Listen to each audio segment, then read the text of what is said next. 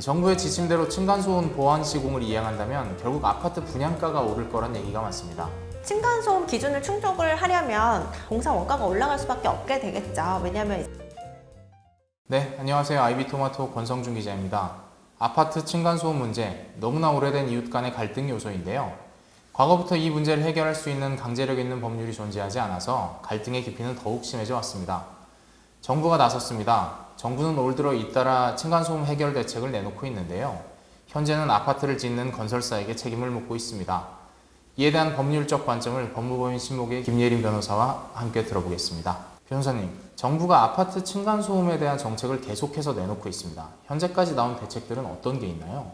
이번에 이제 대책 발표를 했죠. 이게 층간소음이 항상 이웃 간의 분쟁으로 이어지고 또 극단적인 이제 사건까지 발생하고 하다 보니까 이거를 이제 건설할 때부터 좀 방지를 하자라는 차원의 대책인데요. 좀 강력하죠. 그래서 신축 아파트 소음 기준 미달할 경우에 아예 준공허가를 내주지 않는 걸로 해서 이제 입주가 불가능해지게 되는 거죠. 그렇게 되면은. 그리고 이게 일단은 만약에 이 기준을 미달했다라고 하면 보완 공사를 하도록 요구를 하고, 그리고 시공상의 불가능 이런 아주 예외적인 사유를 제외하고는 보완 공사를 원칙으로 하되, 만약에 이게 안 되면은 주민들에게 층간소음 관련된 손해배상을 해주도록 이제 법이 바뀌고, 그리고 이게 손해배상을 해줬다 그럼 거기서 그치는 게 아니라 이제 손해배상을 해준 단지를 정보 공개할 수 있도록 하는 거죠. 그렇게 되면 이제 이사를 하시거나 거래를 하실 때 이렇게 층간소음이 심한 걸로 손해배상까지 했던 단지다라고 하면은 이런 부분들에 대해서 좀 참고하실 수 있도록 이렇게 정보 공개를 이제 하겠다라는 거고. 그리고 이제 저소득층 같은 경우에는 소음 저감 매트 같은 것들을 좀 무상으로 시공해주는 지원 활동들, 그리고 층간소음이 있는지 여부를 검사할 때는 샘플을 좀 채취해서 하거든요. 근데 이게 샘플 범위도 좀 넓히는 방향으로 이제 법 개정을 하겠다라고 발표를 했죠. 네, 층간소음에 대해서 정부가 직접 나서서 구체적인 지침과 규제를 시행하는 것은 이례적인 모습입니다. 아파트를 짓는 건설사에게 층간소음에 대한 책임을 지우고 있는 건데, 관련해선 정부와 건설사 간의 법적 다툼의 여지는 없을까요? 사실 제재 수단이 많아지는 거기 때문에 법적 다툼이 많이 발생할 수밖에 없겠죠. 일단은 이 층간소음 기준을 충족을 못하면 준공 승인을 내주지를 않으니까 이제 건설사 입장에서는 입주 지연이 된다라고 하면은 입주자에 대한 어떤 손해배상 책임도 가질 수가 있게 되는 거고 하기 때문에, 일단 이 층간소음 기준을 충족했는지 여부를 둘러싼 분쟁이 굉장히 많이 발생할 수 있을 것 같아요. 그리고 이제 이거 말고도 손해배상을 해준 단지 같은 경우에는 이제 정보 공개를 통해서 이제 공개적으로 드러나기 때문에 손해배상 여부나 이런 것들을 둘러싼 분쟁도 상당히 많아질 거다라고 보이기는 하죠. 자, 층간소음 기준에 미달하는 아파트를 짓게 된다면 준공을 불허한다는 게 정부의 입장입니다. 이 경우 수분양자들은 어떤 상황을 겪게 될까요? 이게 준공이 안 나면 원칙적으로 입주를 못하는 거죠. 그렇게 되면 수분양자들은 정해진 입주 예정일에 입주를 못할 가능성이 있어요.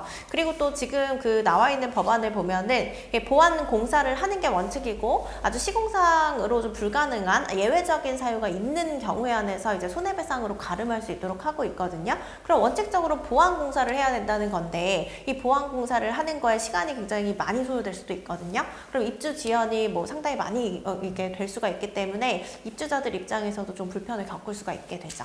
네, 정부의 지침대로 층간소음 보완 시공을 이행한다면 결국 아파트 분양가가 오를 거란 얘기가 많습니다.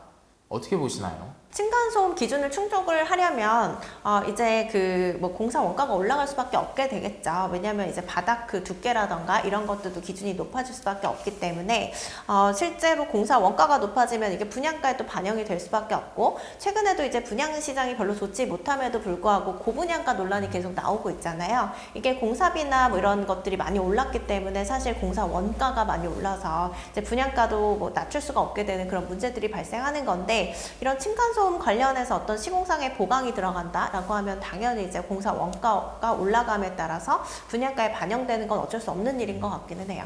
네, 시선을 바꿔서 겪어보지 않으면 절대 모르는 것이 층간소음이죠. 꽤나 오래전부터 층간소음으로 인한 갈등으로 이웃 간의 끔찍한 사건들이 끊이지 않고 있습니다. 이를 해소할 만한 강제력이 있는 마땅한 법안이 없었던 것도 사실이죠. 실제로 이제 층간소음 관련해서 뭐 경범죄 처벌법이라던가 이제 큰 소리로 떠드는 경우에 어떤 제재를 가할 수 있는 거, 또 민사적으로는 너무 심한 경우에는 또 이제 접근금지 가처분이라던가 이런 것들을 법원에서 인정을 해주기도 하는데 매우 이례적이다라고 보실 수가 있을 것 같아요. 그럼 결국에 이제 관리사무소나 이런 관리 주체에 얘기해서 좀 층간소음이나 이런 것들을 좀 그 완화를 해달라라고 이제 요청을 하는 수준밖에 안 될 텐데 이렇게 좀 해결이 되기가 어려웠던 거죠. 근데 그동안 이제 환경분쟁조정위원회라던가 이제 그 공동주택관리법에 따른 분쟁조정위원회 이런 곳에서 어느 정도 조정 결정을 내려서 조정을 해보려고는 하지만 좀 강제력은 없죠. 그렇기 때문에 뭐 이제 이렇다 할 어떤 그 뭐 처벌 규정이 존재하는 건 아니어서 좀 그동안 구속력이 약했던 것 같기는 해요. 최근 정부의 정책 발표를 보면 아파트를 짓는 건설사에게 층간소음에 대한 책임을 묻고 있습니다. 실제로 건설사의 시공이 층간소음에 끼치는 영향은 얼마나 될까요?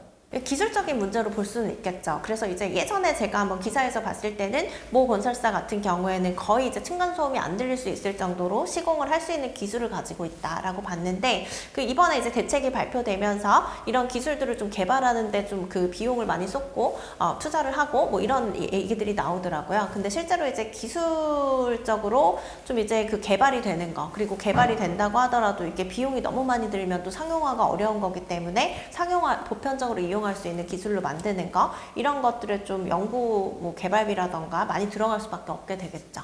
네, 오늘도 법무법인 신목의 김예린 변호사와 정부의 층간소음 대책에 관한 얘기 나눠봤습니다. 다음에도 더 재밌는 부동산 이야기로 돌아오겠습니다. 감사합니다.